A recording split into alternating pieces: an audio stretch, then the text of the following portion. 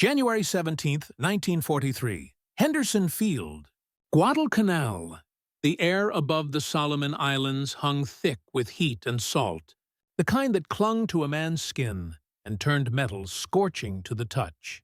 In the pre-dawn darkness, a young American pilot named Lieutenant Robert Hale stood beside his P-38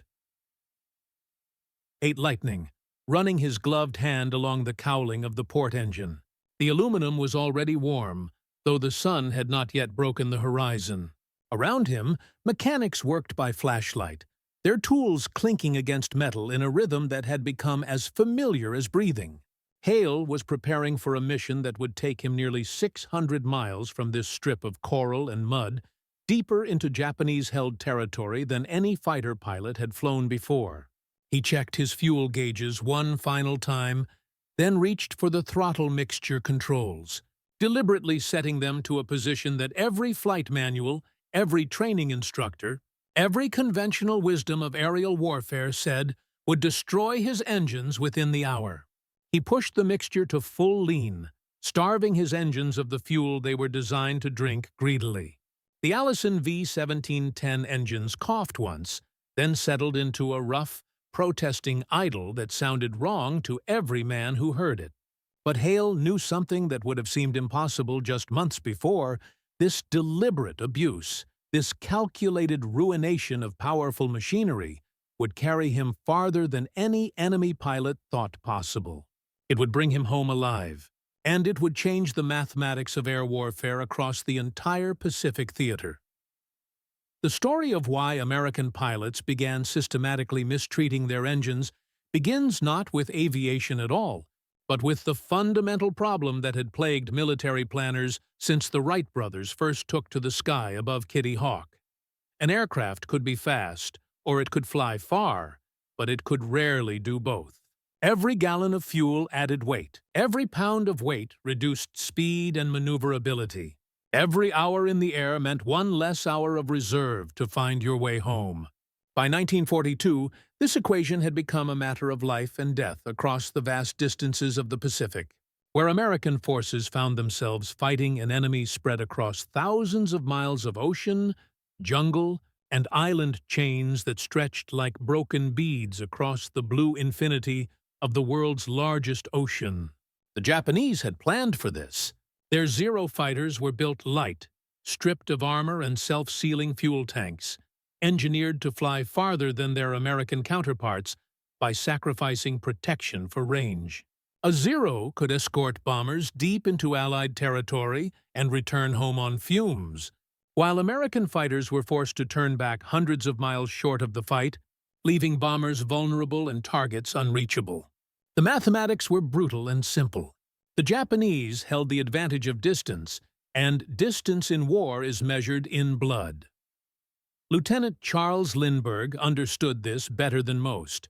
Yes, that Lindbergh, the first man to fly solo across the Atlantic, whose fame had turned to infamy after his isolationist speeches before Pearl Harbor. By 1942, he was too controversial for a military commission, too famous to ignore, and too skilled a pilot to waste. So the military did what bureaucracies do with uncomfortable assets. They made him a civilian technical consultant and sent him to the Pacific to study fuel consumption in combat conditions. He arrived in the theater carrying no rank, no authority, and no illusions about his reception. Many pilots refused to speak to him, but Lindbergh hadn't crossed the Atlantic on luck or charm. He had done it by nursing an aircraft engine to perform far beyond its rated specifications, by understanding that published limits were written by engineers who had never flown over black water with empty tanks and no place to land. He knew that between the factory specifications and engine failure lay a gray zone of possibility that no one had properly explored. What he discovered in that gray zone would save thousands of lives and shift the balance of the Pacific War. The American fighters of 1943, the P-38 Lightnings, the P-47 Thunderbolts, the F-4U Corsairs, were magnificent machines, powerful and fast. But they drank fuel like it was free. The official flight manuals specified rich fuel mixture settings that pumped abundant gasoline into the engine cylinders, ensuring maximum power and cooling. This was sensible engineering. Engines run hot, especially under combat stress, and extra fuel helped cool the cylinders while providing the explosive power needed for climbs, dives, and dogfights. But this abundance came at a cost. A P-38 Lightning, running at the recommended mixture settings, had an effective combat radius of roughly 300 miles. Beyond that distance, a pilot had to turn back or risk running dry before reaching friendly territory. This meant that Japanese positions more than 300 miles from American air bases were effectively untouchable by fighter escort. It meant that bombers venturing deep into enemy territory went alone. It meant that entire strategic objectives were simply out of reach, protected not by anti-aircraft guns or enemy fighters, but by the tyranny of distance and the thirst of American engines. Lindbergh arrived at Henderson Field in April 1943 and immediately began flying combat missions as an observer, though the distinction between observation and combat blurred quickly when Japanese fighters appeared. He flew in formations, watched how pilots managed their fuel, listened to their concerns, and studied their instruments with the obsessive attention of a man who had once crossed an ocean by calculating fuel burn to the ounce. What he saw troubled him. Pilots were following the book, running their engines rich, and running out of fuel. Some never made it home. Others landed with tanks so dry the engines quit on the taxiway. The waste horrified him, not from stinginess, but from the knowledge that every excess ounce of fuel burned was a mile of range surrendered, a target left untouched, a brother pilot left unescorted. He began to experiment, gently at first, then with increasing boldness. He leaned out his mixture, reducing the fuel flow to the minimum the engines would accept. He ran his engines at lower RPMs, letting them turn slowly and efficiently rather than screaming at maximum power. He watched his cylinder head temperatures, his oil pressure, his fuel gauges, and he discovered something the engineers back in Detroit had never mentioned. The engines didn't fail. They ran rougher, certainly. They made uncomfortable sounds. They vibrated in ways that felt wrong. But they ran, and they ran for hours longer than the manual said they should. On one test flight, Lindbergh kept a P-38 Lightning aloft for 9.5 hours, covering over 1,500 miles on fuel tanks that should have been empty after 6. He landed with reserve fuel still in his tanks, having traveled twice the official combat radius of the aircraft. The other pilots were stunned. Some thought he had secret auxiliary tanks. Others suspected he had simply gotten lucky with favorable winds. But Lindbergh opened his aircraft for inspection, showed them his standard fuel load, and explained what he had done. He had run the engines lean, far leaner than regulations allowed, accepting rough running in exchange for miserly fuel consumption. He had throttled back to cruising settings that felt dangerously slow, but actually maximized range. He had climbed slowly to high altitude, where the thin air reduced drag and stretched every gallon. Most importantly, he had abandoned the ingrained habit of treating engines like they were fragile, coddling them with excess fuel and constant high power. Instead, he had treated them as they were built to be treated, as robust, over-engineered machines that could tolerate abuse far better than anyone admitted. The implications spread through the fighter squadrons like wildfire through dry grass. If Lindbergh was right, if the engines could actually survive lean mixtures and long hours, then the entire strategic map of the Pacific would have to be redrawn. Targets that had been unreachable would come into range.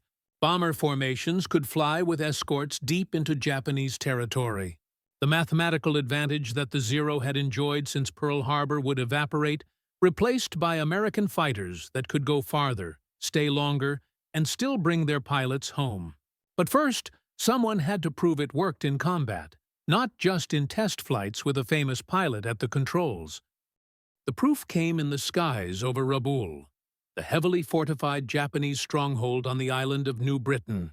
Rabaul was the Gibraltar of the South Pacific, bristling with anti-aircraft guns and defended by hundreds of Japanese fighters. It sat more than 400 miles from Henderson Field, well beyond the official combat radius of American fighters. Bombing raids against Rabaul had been suicide missions, with unescorted bombers running a gauntlet of Zeros that tore through formations like wolves through sheep. But in June 1943, a flight of P-38 Lightnings led by Major Thomas Lynch took off from Guadalcanal with orders to escort bombers all the way to Rabaul and back. They flew using Lindbergh's techniques, lean mixtures, throttled back, high altitude. Their engines ran rough and protested, making sounds that would have terrified any pilot a month earlier. But they made it to Rabaul. They fought off Zeros over the target. They escorted the bombers home, and they landed back at Henderson Field with fuel still in their tanks. 800 miles, round trip, in fighters that were not supposed to be capable of half that distance. The Japanese noticed immediately. Their intelligence reports began noting American fighters appearing over targets that should have been out of range. Their pilots, accustomed to seeing enemy fighters turn back after brief engagements, suddenly found themselves pursued deep into their own territory. The psychological impact was profound.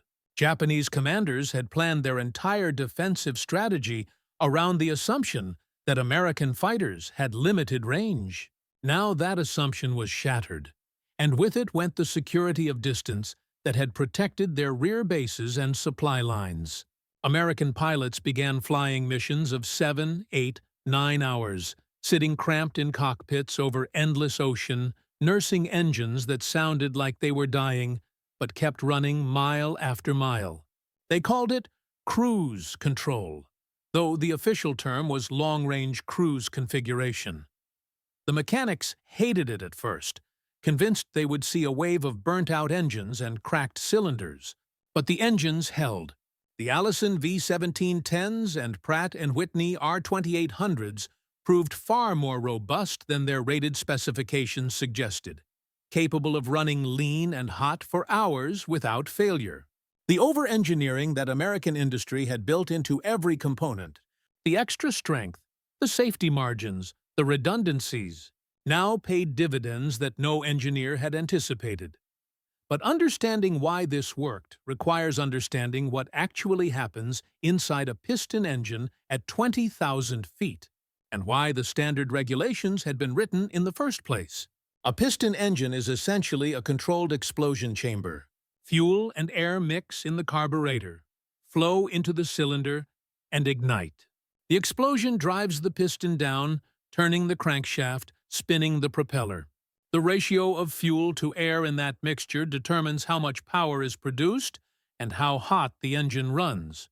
A rich mixture, lots of fuel relative to air, produces maximum power and helps cool the engine because excess fuel evaporates and carries away heat.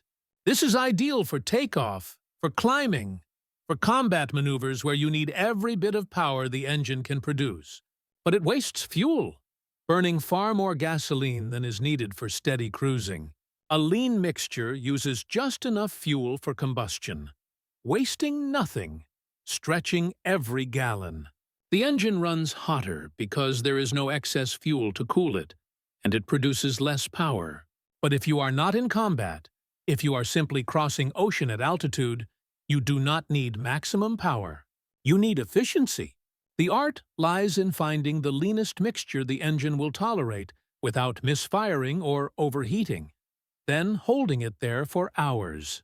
It requires constant attention to instruments, small adjustments, a willingness to let the engine sound sick while trusting it will survive. American pilots in 1943 were learning this art, and it did not come easily. Lieutenant Robert Hale, the young pilot from that pre-dawn departure at Henderson Field, later described the experience in a letter to his sister back in Iowa. "The engine sounds like it's tearing itself apart," he wrote. "It coughs and sputters and shakes the whole aircraft." The other fellows and we kept looking at each other those first few missions, certain we'd see someone spiral down with a dead engine. But they kept running.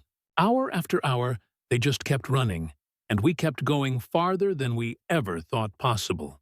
It feels wrong. It feels like we're breaking something precious. But we're not. "We're finally using these machines the way they were meant to be used, even if nobody knew it until now." That letter, preserved in the Iowa Historical Society, captures the strange psychological reversal that pilots experienced, learning to trust that what felt like destruction was actually optimization, that the rough-running engine was not failing, but succeeding in ways that smooth operation never could. The Germans, fighting their own air war over Europe, noticed similar patterns, though they approached the problem from a different angle. Luftwaffe pilots flying the long-range missions to Britain and back had developed their own techniques for extending range, running their engines lean and throttling back during the return journey when fuel was critical. But German aircraft design philosophy differed fundamentally from American. Where American engines were built with massive safety margins and robust construction, German engines were precision instruments, lightweight and efficient, but less forgiving of abuse. A Daimler-Benz or BMW Aero engine could be coaxed to fly farther, but it required finesse and experience. An American pilot could brutalize an Allison or Pratt & Whitney engine, and it would usually forgive him. This difference reflected the broader industrial philosophies of the two nations. German engineering emphasized efficiency and precision. American engineering emphasized redundancy and brute strength. Neither was wrong, but in the crucible of Pacific distances, American engines proved more adaptable to the kind of systematic abuse that long-range operations demanded. By late 1943, Lindbergh's fuel-saving techniques had been formalized into official doctrine, disseminated through training programs and flight manuals across the Pacific theater. What had begun as heresy, deliberately running engines in ways that violated every published specification, became standard operating procedure. Pilots were trained to lean their mixtures after reaching cruise altitude, to watch their cylinder head temperatures carefully, to throttle back to settings that felt uncomfortably slow but maximized endurance. The engineers back in the United States, at first skeptical, began studying why the engines survived. They discovered that the safety margins built into every component were far larger than anyone had realized. The cylinders could tolerate higher temperatures than the specifications suggested. The pistons could handle leaner combustion. The entire engine design had been conservatively rated, reflecting pre-war caution more than actual mechanical limits. The war had forced a brutal empirical education in what the engines could actually do, as opposed to what cautious engineers said they should do. The impact on operations was revolutionary. By early 1944, American fighters were routinely flying missions that would have been impossible a year earlier. P-38 Lightnings escorted bombers from New Guinea to the Philippines, a round trip of nearly 2,000 miles. P-51 Mustangs flew from Britain to Berlin and back, providing escort coverage that the Luftwaffe had assumed was impossible. The strategic bombing campaigns over both Germany and Japan, which had suffered catastrophic losses when bombers flew unescorted, suddenly became viable as fighters could accompany the bombers all the way to the target and home again. The Zero's advantage in range evaporated. Japanese pilots found themselves outnumbered and outranged by American fighters that appeared over targets deep in what had been safe territory. The logistics of the Pacific War shifted fundamentally. Islands and bases that had been positioned based on the old fighter ranges became less critical. New strategies became possible. The entire tempo of operations accelerated because distance was no longer the constraint it had been. But there was a cost, one that did not appear in maintenance logs or accident reports. The pilots paid it in hours of vibration, in the constant anxiety of nursing a rough-running engine across empty ocean, in the physical exhaustion of flying 8- or 9-hour missions in cramped cockpits with no autopilot, no relief, nothing but instruments and ocean, and the sound of an engine that sounded like it was perpetually on the verge of failure. Lieutenant Hale flew 47 long-range missions before his tour ended. He returned to Iowa in 1945, safe and decorated, but he never flew again after the war. In his oral history, recorded for the Library of Congress in 1982, he said. "I still hear that engine sound sometimes, that rough coughing idle we'd run for hours. It got into your bones, that vibration. Made you understand that we were asking those machines to do things they were never meant to do. Except they were. They were meant to do it. We just didn't know until we had no choice but to try." The symbolic weight of this transformation extended beyond tactics and technology. American pilots had discovered that their engines, like so much of American production, were built with excess strength, excess capacity, excess of everything. This was not inefficiency. It was the signature of an industrial system that could afford abundance. The Japanese Zero was a beautiful aircraft, elegant and efficient, stripped down to its essential minimum. It represented the Japanese industrial reality, a nation with limited resources, forced to maximize every kilogram of metal and every liter of fuel. The American fighters, by contrast, were heavy, powerful, overbuilt. They carried armor that Japanese fighters omitted. They had self-sealing fuel tanks, redundant systems, massive engines that produced more power than most missions required. This abundance seemed wasteful until pilots like Lindbergh discovered that all that excess could be converted into range. The armor and sealed tanks that added weight also kept pilots alive. The oversized engines that guzzled fuel could also sip it parsimoniously when run correctly. The American industrial philosophy, build it strong, build it heavy, build it with margins, proved adaptable in ways that elegant minimalism could not match. This was not lost on Japanese intelligence officers, who studied captured American aircraft and marveled at the sheer excess of material devoted to redundancy and protection. A translated interrogation report from 1944, now in the National Archives, records a Japanese engineer examining a captured P-38 Lightning. "Everything is doubled," he noted. 2 engines when one might suffice. Armor everywhere. Systems that back up other systems. It is profligate, the engineering of a wealthy nation that does not count costs. But we must admit it works. Their pilots fly farther, fight harder, and return home when ours would be dead. Perhaps there is a kind of efficiency in this waste, an economy of life, if not of material.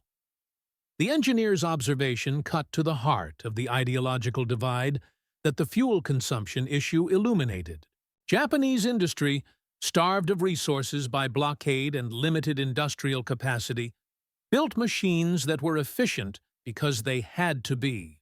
American industry, backed by a continental resource base and unmatched production capacity, built machines that were robust because they could afford to be. In the mathematics of long-range flight, robustness proved more valuable than efficiency, because robust machines could be pushed beyond their specifications while efficient machines were already operating at their limits.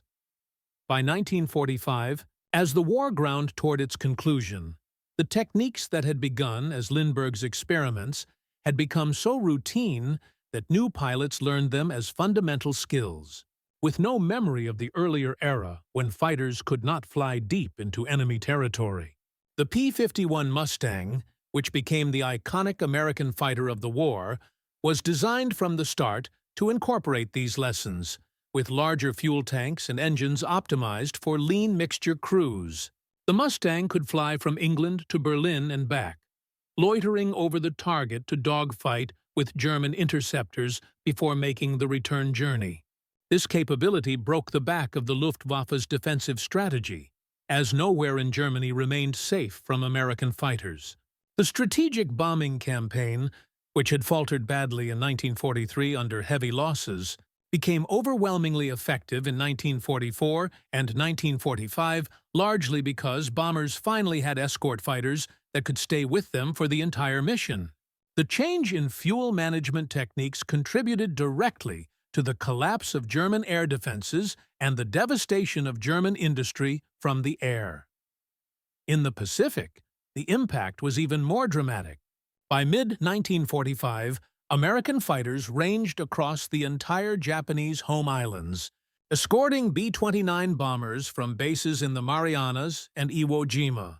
Japanese cities, which had seemed invulnerable in 1942 due to distance alone, were now within reach of thousands of American aircraft. The fuel-saving techniques meant that fighters could escort bombers on missions lasting 10 hours or more, distances that would have been unthinkable earlier in the war. When Japan surrendered in August 1945, American air supremacy over the home islands was total, and that supremacy rested in part on the ability of American fighters to fly farther than any enemy planner had thought possible. The rough-running engines that pilots had learned to trust had carried them across an ocean and back, again and again, until the enemy had no place left to hide. Charles Lindbergh returned to the United States in 1944. His contributions to fuel efficiency and combat tactics quietly recognized but never publicly celebrated. He remained controversial, his pre-war reputation too damaged for the military to embrace him openly. But among pilots, his name was spoken with respect. He had given them range. He had given them the ability to reach across the Pacific and fight on terms that negated the enemy's advantages.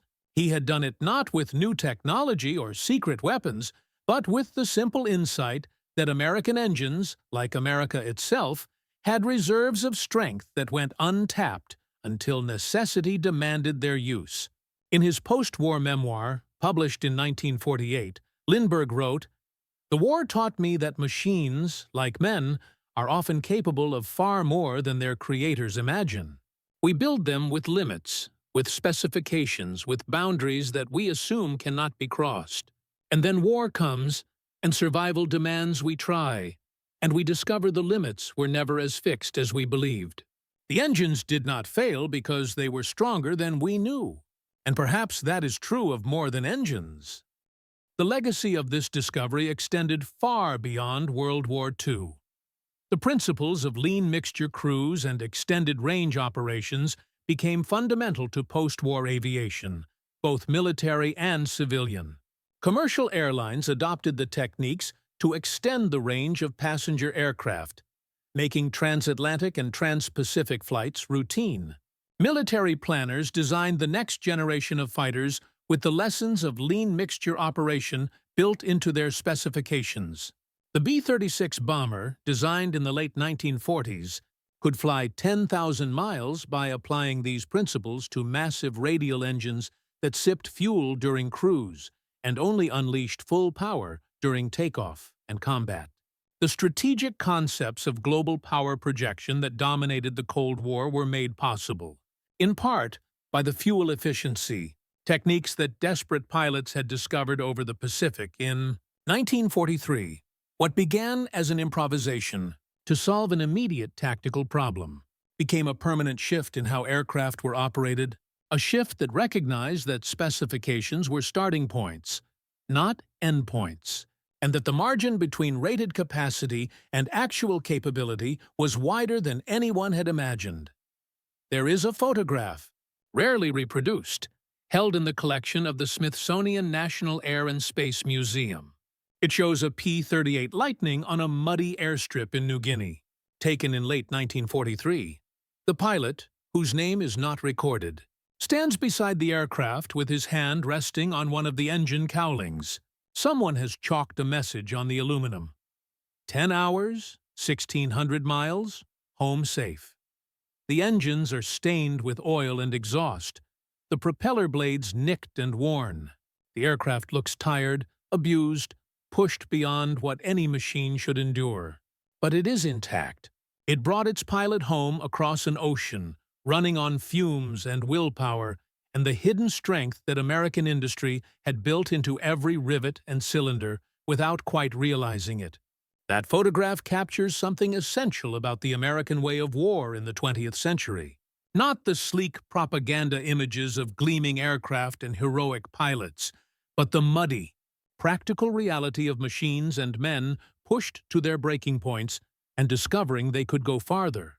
The rough-running engines became a metaphor, though few recognized it at the time, for the larger American experience in the war, a nation that had seemed unprepared, that had suffered devastating early defeats, that had appeared outmatched by enemies who had trained for years. That nation discovered reserves of strength in its industry, its people, its systems that went far deeper than the published specifications suggested. Today, the P-38 Lightnings and P-51 Mustangs that survive in museums and private collections are maintained meticulously, their engines rebuilt to pristine condition, run at the rich mixtures and careful settings that preserve them for future generations. No one deliberately runs them rough anymore. There is no need. The war that demanded such abuse ended 80 years ago, and the men who learned to trust those rough-running engines are gone now. Or nearly so. But the lesson remains, encoded in flight manuals and engineering textbooks, in the specifications of every long-range aircraft designed since. The engines could take it. The machines were stronger than anyone knew. And in that strength lay the margin between defeat and victory, between turning back and pressing on, between a target out of reach and a mission accomplished. The pilots who first discovered this, who first dared to lean out their mixtures and throttle back and trust that the rough, coughing protest of their engines was not failure, but adaptation, those pilots gave their side an advantage that could not be measured in firepower or speed, but only in miles. Miles crossed, miles extended, miles that brought them within reach of an enemy who had thought himself safe behind the barrier of distance, and found instead that distance was no barrier at all when American pilots learned to ruin their engines in just the right way, to break the rules that turned out not to be rules at all, but merely suggestions written by men who had never flown over black water with empty tanks, and no choice but to trust in the hidden strength of machines built by a nation that, whatever its flaws, had never learned to build anything small.